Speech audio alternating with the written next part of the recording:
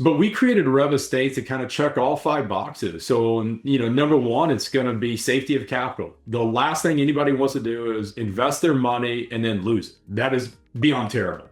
So we talked about safety of capital. How we hit that is by doing this with no debt. And we are so different than everybody else. And everybody else is going to say, well, you can scale faster if you add debt, and you can buy more houses, and you can do all this. And the short answer is yes, you're correct, but also you add more risk. And so right now in today's environment, we want to get as little risky as we can and do things really safe. And that is by doing it with no debt. What that does is also, number two, it allows us to pay our investors a dividend because we don't have to pay the bank. Anytime you have debt, the number one thing that you have to do first is pay the bank. Right. And if you don't pay the bank, guess what happens? They take the property. So we don't want to do that. So instead of paying the bank, we just pay our investors. And then the third thing, obviously, is appreciation. Is this asset going to appreciate over time? How quickly will it appreciate? And how much will it appreciate? Not all real estate is equal. A property on the beach in Maui or Turks and Caicos or wherever is typically going to appreciate A, more, and B, faster than a standard property in standard any town USA. So if we own that asset, we know it's going to appreciate faster, which just means a bigger payback to our investors. The fourth thing is obviously a tax advantage. Are there things that we can do to help offset taxes for our investors? And we are able to utilize cost segregation studies and bonus depreciation where we're pushing back those tax savings to our investors, not only this year, but every year we put a house into service, we're able to do that. And that's a huge advantage for our investors that are having to say, how do I offset other passive income that I might have? And by doing these cost segregation studies, we're able to do that. And then the fifth thing is the lifestyle component. It is the component that allows you and your family and your friends to go enjoy these beautiful places, make unbelievable memories, and then have an experience that you get to do for free while someone else is paying for it. And that's the great thing. When you look at, the average ADR, average daily rate of one of our houses is about $2,000. If you and your family go to our house for 7 days, that's $14,000 that you do not have to pay. So that's $14,000 that you save after tax money just because you're an investor in Rêve Estates. For that, the $300,000 investment and the $550,000 investment, what's the difference? What do they get? How do nights work? Let's go through those sort of things. Yeah, so for our, one unit share gets you, for $300,000, gets you 28 nights a year to use at any of these locations whenever you want. That's including major holidays, Christmas, Thanksgiving, July 4th, etc. Right?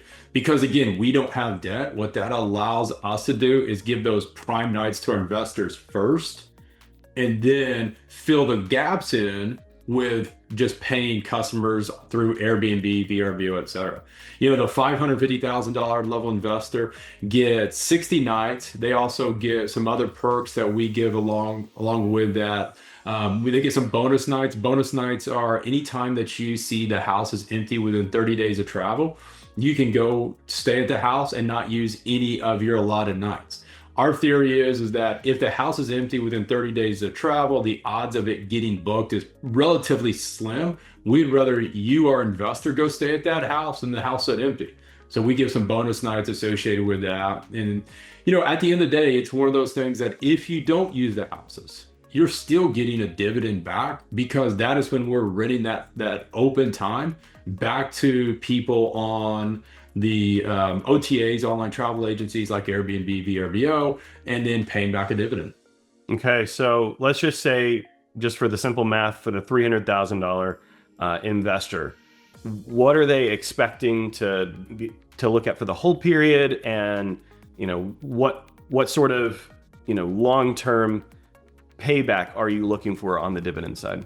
Yeah, for a $300,000 level investor, depending on usage, let's just go with this. Let's just say you never use the house. You're just someone that wants to invest into the assets just for safety of capital, appreciation, distribution play, and some tax advantages. You're never going to use the fifth one, which is the lifestyle play. You're looking at somewhere between a 6 and 8% distribution net of fees every year. If you look at it on an IRR standpoint or average annual return standpoint, you're looking about a 20 to 25% average annual return on that, $300,000 investment. And so, we feel that is very, very strong. When you look at that on a risk adjusted basis, it's going to blow everything out of the water because you de-risked the assets and you're still making, let's call it 25% on your money. That equates to probably about a 28 to 30% return when you factor in risk. And so it is such a great investment opportunity for so many different reasons, including, I keep hitting to this, lack of risk. Right. And I know a lot of investors ask right away. I mean, they're on the phone. They're like, hey, this is just like a timeshare, right? Yeah, I mean, we get that a lot. The only reason we get that is because there's a usage component to it, and we understand that. But where it differs is that A, you own the asset, B, you profit from the asset. Most timeshares you cannot rent out. You get a certain number of weeks at a certain location. Maybe some timeshares out there you get multiple locations that you can choose from. But when you're not using it, they're renting it out and making money versus you. In our case, when you're not using it, we're renting it out for you and paying you back a distribution. So it's such a different model in that sense. Plus, at the end of 10 years, we're going to wrap these things up and sell them. You're going to profit from that. Timeshares never sell the assets as a whole. And if they do, they never pay you. And so they just transfer from one timeshare company to the next. In our case, when we sell these, you are on the deed. These things come out, and so you get paid back versus the parent company getting paid back. That's huge. So what would you say to someone who's saying, hey, how can I trust you, Brad? Like, I don't really know you yet. How can I get to know even just a little bit more about the team and the vendors and the people that you're in partnership with? Yeah, I mean, I think that's a really good point, Evan. It's hard, right? I mean, we have a lot of investors that are putting money with us that, frankly, we've never met. And so there's this trust factor. I would say the first thing is take your time, right? We're not going to be begging you for money today, tomorrow, whatever. Get to know us, come look at us, come stay at some of our properties. We've done that. We've had investors go out and look at the properties.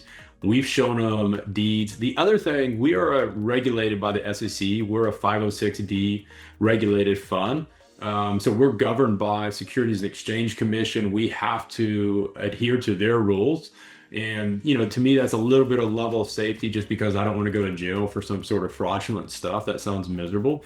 But it is. Talk to me, talk to our team, talk to, current investors, go look at the properties. We are happy. We are an open book. We do, a ton of investor stuff where we're sending out quarterly reports. We do year-end recaps. We have investor calls and meetings. We also do some fun things, man. We have investor happy hours. We do a lot of things that are a little unique. We take some investors to, sporting events. We do, Napa wine trips, and by the way, these are paid for by the investors. We just help curate the trip. So it's not something that we're taking your money and just go blowing it on all these things. But because of the space that we operate in, the luxury real estate space, we have connections to some great opportunities that we pass that stuff back to our investors. And so that's a great way to get to kind of know us and understand what we're doing. But it really just comes down to having a conversation. Mm-hmm. Have a conversation with myself and our team and just listen to our stories, hear what we're doing. And if it makes sense, great, come on board and be a part of the ride.